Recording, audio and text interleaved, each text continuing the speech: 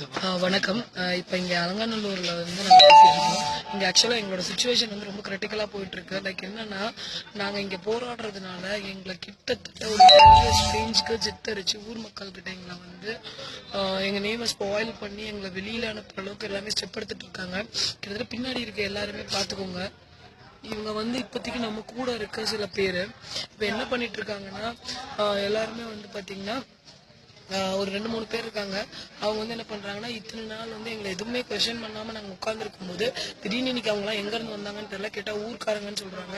வந்து phone number கொடுங்க, name கொடுங்கலாம் கேட்டாங்க. நாங்கள் எல்லாம் கொடுத்ததுக்கு அப்புறம் கூட இனிமேல் இங்கே யாரும் வாய் பேசக்கூடாதுன்னு சொல்லி ஒரு இடத்துல எங்களை பிளாக் பண்ணி வச்சுருக்காங்க.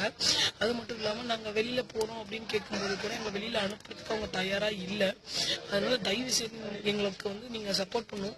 இந்த சென்னை மட்டும் கிடையாது, தமிழ்நாட்டில் இருக்க ஒவ்வொரு இடம், சென்னை, கோயம்புத்தூர் எல்லா இடத்துலையும் இருக்கவங்க வந்து அலங்காநல்லூர் ஜனங்களுக்காக தான் நீங்கள் பேசிகிட்டு இருக்கீங்க.